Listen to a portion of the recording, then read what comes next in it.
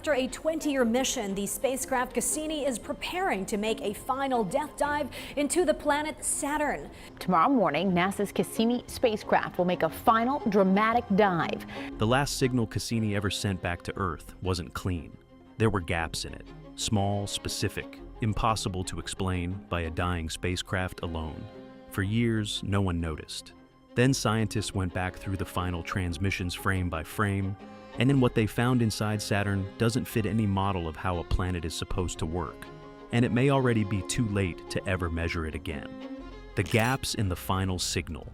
September 15th, 2017. Cassini is falling. The spacecraft has crossed into Saturn's upper atmosphere, transmitting in real time, sensors still alive as the drag begins to tear it apart. Engineers in California watch the carrier wave on their screens. Then it ends. Clean cutoff. Mission complete.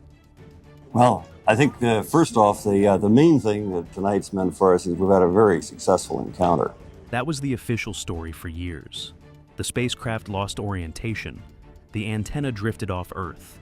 Communication died. Everything aligned with the mission design. The data went into the archive. Scientists moved on to other projects. The press conferences wrapped up. The mission patches got framed and hung on office walls. Cassini became a closed chapter, celebrated, complete, finished. Then someone went back through the final transmission logs at high resolution. The data does not end in a continuous sequence. There are gaps, not large enough to suggest a major failure, not random, specific. Certain measurements arrive slightly out of sequence. Some packets come in incomplete.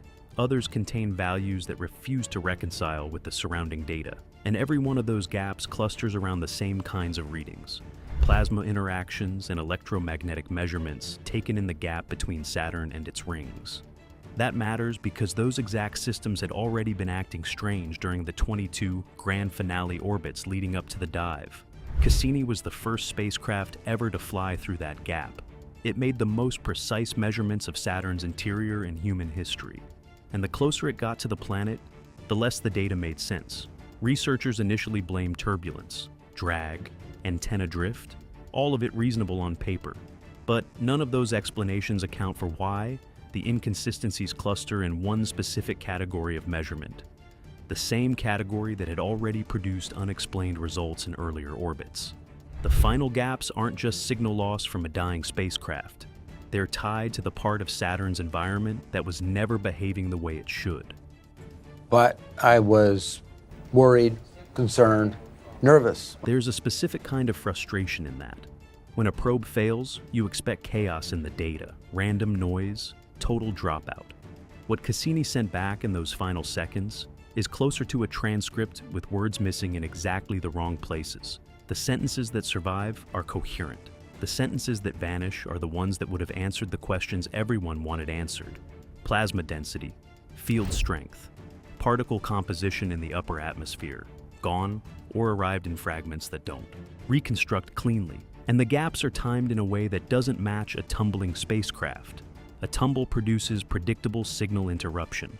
The antenna swings off Earth. The signal drops. The antenna swings back. The signal returns. What's in the archive doesn't match that profile. The interruptions are too short, too clustered, and too tied to one type of reading. Engineers ran simulations. The simulations don't reproduce what actually happened. There are no hidden messages in those gaps, no artificial signals, nothing dramatic in the way conspiracy thinking wants it to be. The data stays grounded in physics, but the physics itself stops cooperating at that distance in that part of the system under those conditions. Cassini is safely sending back data. Cassini didn't just record strange readings. It recorded readings from a place where multiple forces, gravity, magnetism, plasma, atmospheric dynamics, overlap so densely that even accurate measurements come out incomplete. The closer Cassini got to Saturn, the less complete our understanding became. That's the opposite of what exploration is supposed to do. It's why those final transmissions are being torn apart frame by frame by people who thought this mission was finished years ago. And it's why, every few months, a new paper appears in a journal somewhere with a title that quietly admits the same thing. The data still doesn't add up, and we don't know why. the magnetic field that shouldn't exist. Out of everything Cassini measured during those final orbits, one result stands alone. Not because it's dramatic, because it's too perfect. Every planet with a magnetic field shows some level of asymmetry. That asymmetry is the fingerprint of the swirling, turbulent motion happening deep inside the planet's core. Molten metal, ionized gas, electrically conductive material churning in patterns that are never quite uniform. That irregularity is what generates the field in the first place. Without it, the system collapses. Earth's magnetic field is tilted by about 11 degrees. Jupiter's is tilted by roughly 10. Neptune and Uranus are tilted so dramatically that their fields are practically sideways. Every planet with a measurable magnetic field shows some level of asymmetry. Except Saturn. Saturn's magnetic field is aligned with its rotational axis to an almost exact degree. Not slightly, not within reasonable error margins, almost perfectly. According to the physics of planetary dynamos, that field should not exist. The internal motion required to generate it should introduce a tilt, any tilt. Cassini's instruments were precise enough to detect a fraction of a degree.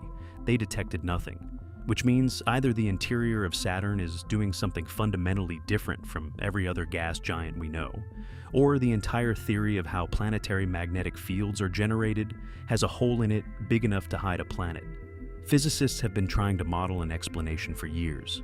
One idea suggests that a stable layer near Saturn's surface might smooth out any tilt before it becomes detectable from the outside. A kind of magnetic filter wrapped around the planet, hiding the asymmetry that has to be there underneath. It's elegant, it's testable, and so far every test has come back ambiguous. The math works, the data fits, but it requires Saturn to have a layered structure that doesn't appear in any standard gas giant model. Solving one impossibility creates another. If a planet's magnetic field can break the rules we built physics on, what else are we wrong about? Hit subscribe, because what's coming next is the part scientists still can't explain. Cassini didn't stop with the magnetic field. It found something stranger in Saturn's natural radio emissions. Pulses of electromagnetic energy that scientists have used for decades as a clock for the planet's rotation. The expectation was a clean tick, a single rate, a definitive answer to how fast Saturn spins. Instead, the signals shifted. The frequencies didn't align with any single rotation rate. In some cases, the data suggested multiple overlapping rotational influences, as if different layers of the planet were moving at different speeds at the same time. Saturn's interior may not rotate as one solid system. It may rotate as several systems at once, each on its own clock, each generating its own influence on the magnetic field above it. The implications are staggering for anyone who studies planetary dynamics. We still don't have a confirmed answer to a question as basic as how long a day on Saturn actually is. The planet has been studied with telescopes for 400 years, visited by 4 spacecraft, and orbited continuously for 13. And the length of its day remains contested. Different methods give different answers. Different layers give different rotation rates. Cassini got the closest measurements ever recorded, and the result was less certainty, not more. That alone would be unusual.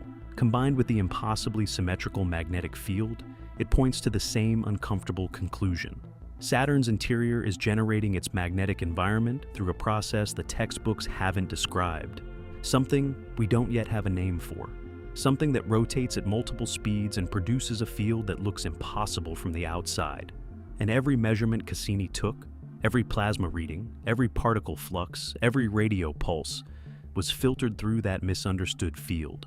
The magnetosphere shapes how charged particles move, how radiation distributes, how energy flows through everything within millions of kilometers of the planet. If the field isn't behaving the way we think it does, then the data we collected inside it becomes much harder to interpret. The numbers are real. The framework we use to read them might not be. Why they had to destroy it. This is the closest we have ever been to Titan, and over the next 5.5 hours, we hope to see the best images we have ever seen. By 2017, Cassini had already done the impossible.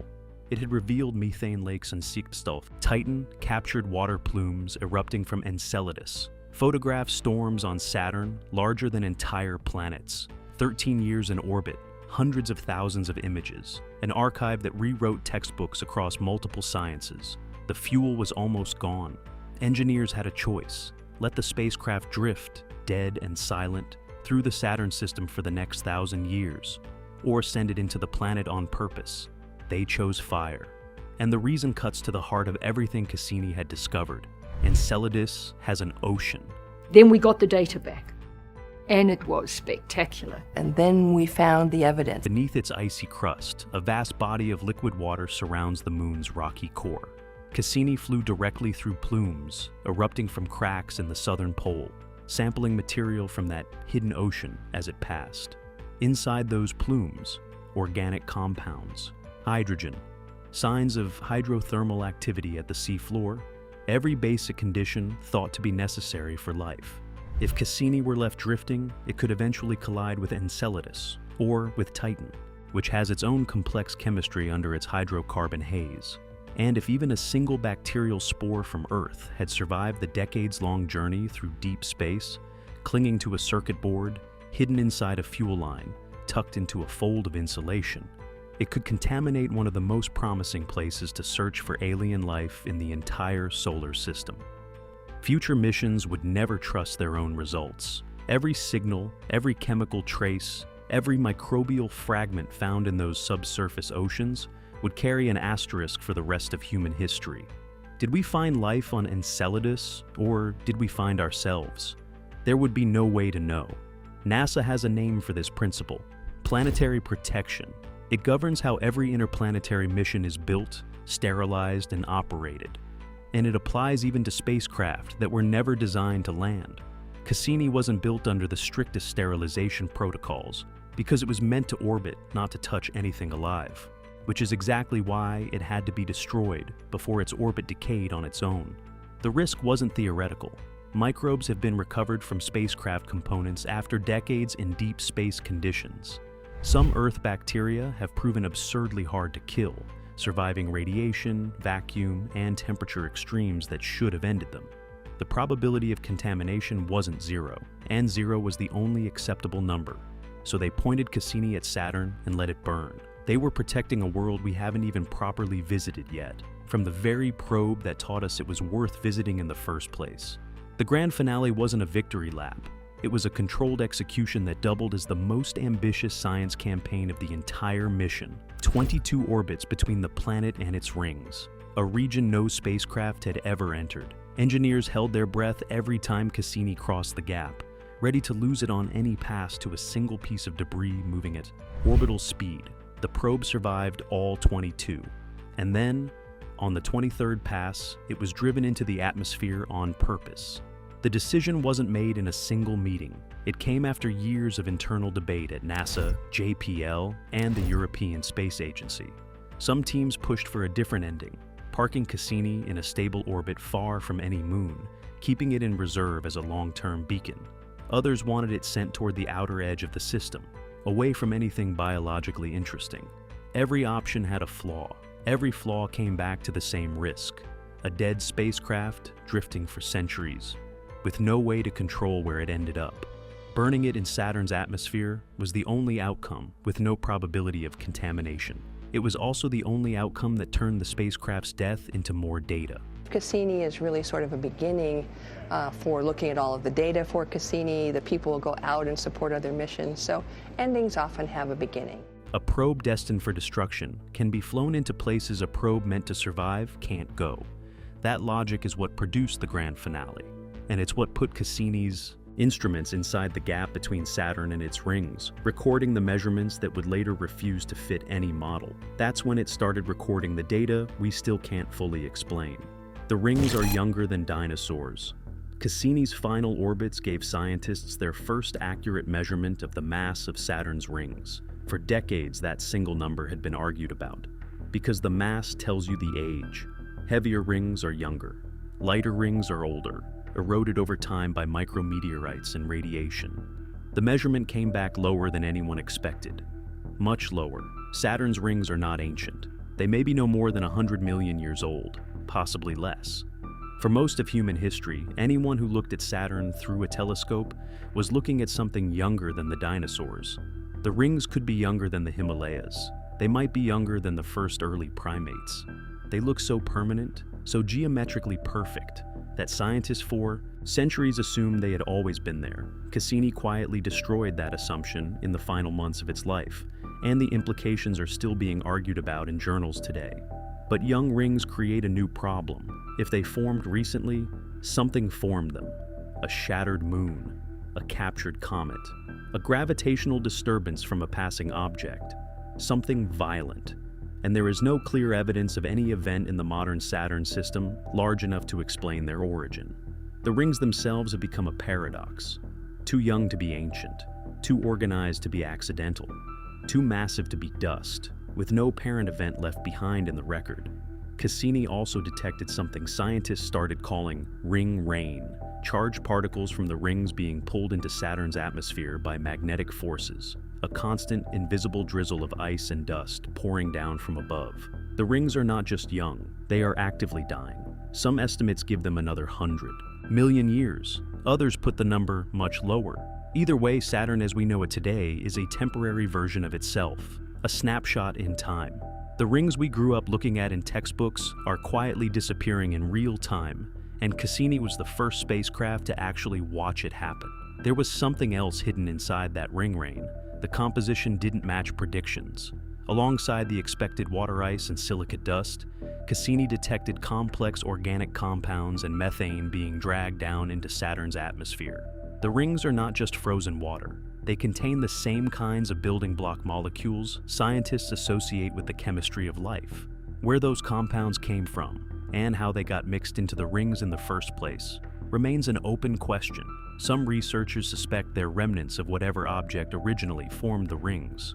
Others believe they were accumulated over time from passing comets and the icy plumes of nearby moons. Both possibilities are unsettling in their own way.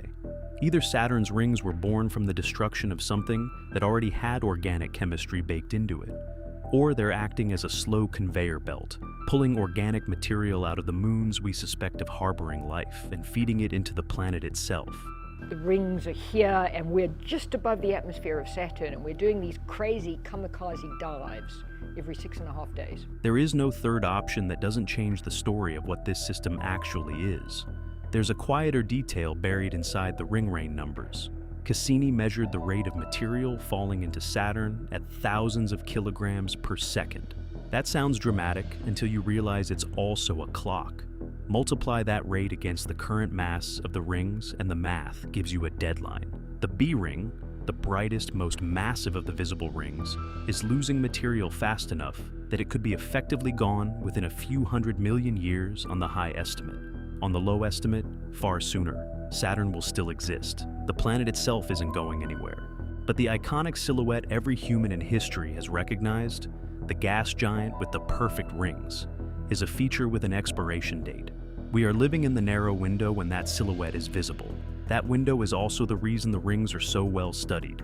Any civilization arriving in this solar system 1 billion years too early or 1 billion years too late would never see them. Saturn would just be another gas giant. The rings would either not yet exist or would already be gone. Cassini's measurement of the dying timeline is the kind of detail that reframes the entire history of telescopic astronomy. Every painting, every textbook, every photograph of Saturn's rings is a record of something temporary that we happen to be alive in time to notice. The diffuse interior. Cassini's gravity measurements told a different kind of impossible story.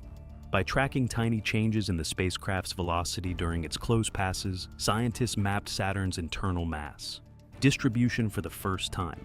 The expectation was simple. The data would fit known models of how gas giants are structured, a dense, defined core surrounded by progressively lighter layers of compressed gas. That's not what Cassini found. Saturn's interior is diffuse. The heavier elements are not concentrated at the core. They spread outward, smeared through the surrounding regions in a way that defies the textbook picture. Expect a hard yolk inside an egg. Find the yolk smeared throughout the entire white. The boundary that should exist between the dense center and the lighter outer layers, the line every model assumes is there, is missing, or it never formed in the first place.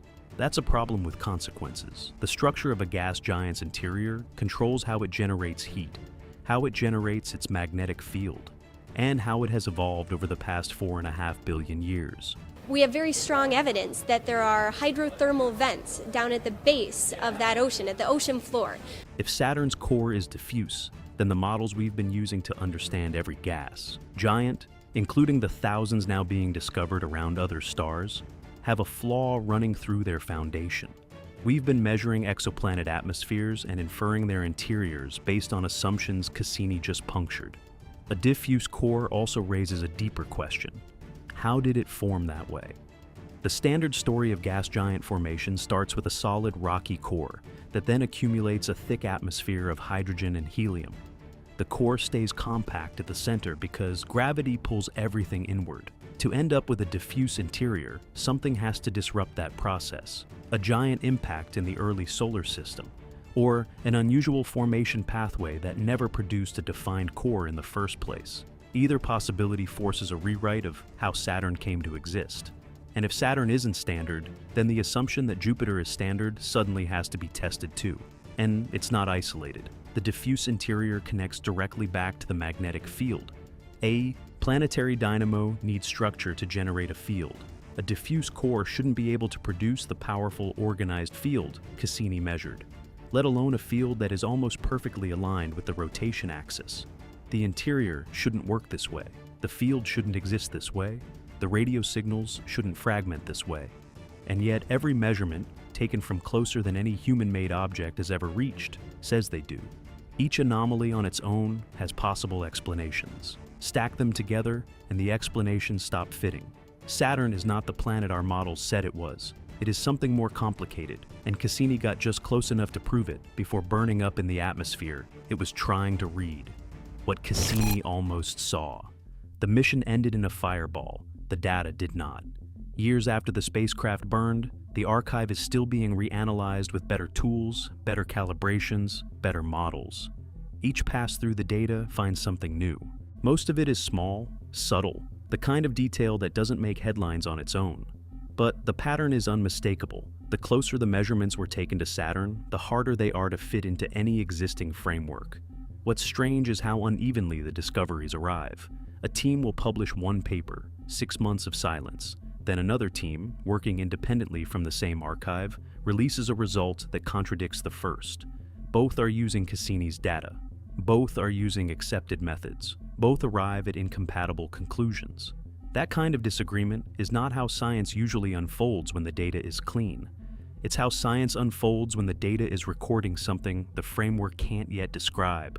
Cassini didn't observe Saturn from a distance. It moved through regions no spacecraft had ever entered, collecting the most direct measurements ever made of the planet's structure, its magnetic field, and the space between it and its rings. But as it heads into the planet's upper atmosphere, it will continue to collect data about what that atmosphere is like. It flew through plumes of alien water vapor. It mapped the gravity of an entire gas giant from inside its own ring system. It gave us the most detailed view of any outer planet in the history of space exploration. And the data still doesn't resolve. The rings turned out to be younger and more mysterious than expected. The interior turned out to be more diffuse than expected. The magnetic field turned out to be too symmetrical to fit any known theory. The radio signals fragmented into rhythms no single rotation rate explains. And the final transmissions contain gaps that cluster in specific telling places. There is no replacement spacecraft. There is no funded mission scheduled to go back. The proposals exist on paper, concept studies, mission outlines, but nothing approved, nothing built, nothing on a launch pad. The next probe to fly through that gap between Saturn and its rings, if there ever is one, will not arrive in this decade, possibly not in the next. The data Cassini collected in those final orbits is not just the most precise measurement of Saturn we've ever made. For the foreseeable future, it is the only one. We are reading the same archive over and over because there is nothing else to read. Some of the researchers who built Cassini's instruments have since retired. The engineers who designed its trajectory are aging out of the field. The institutional memory of how this spacecraft actually worked, what its sensors could and couldn't do, how to interpret edge cases in the raw signal, is slowly leaving the active research community. Every year that passes without a follow-up mission, the gap between what the data can teach us and what we have the expertise to extract from it widens slightly. The archive is permanent. The people who know how to read it are not. Drop a comment. Do you think Cassini saw something it wasn't supposed to? Or did it just reach the edge of what we're capable of measuring? Subscribe for the next deep dive into what's hiding in the data. NASA already has. Cassini didn't end with a final answer. It ended with a better question. A question shaped by 13 years of patient observation, 22 impossible orbits, and one final dive into a place no one had ever been. Somewhere in those final fractured transmissions, the answer may already be waiting, buried in a signal we haven't yet learned how to read, recorded by an instrument that was already burning up as it captured it. Saturn is still spinning. The rings are still falling. The archive is still sitting in a server, being read by a small group of researchers who keep finding new things in the same old data. The signal we need is already there. The next spacecraft is not. Until one is built, launched, and sent on the same 7-year journey across the solar system, whatever Saturn is hiding stays hidden. The last signal Cassini ever sent is still in the archive. Somebody is reading it again right now, and nobody knows yet what they're going to find.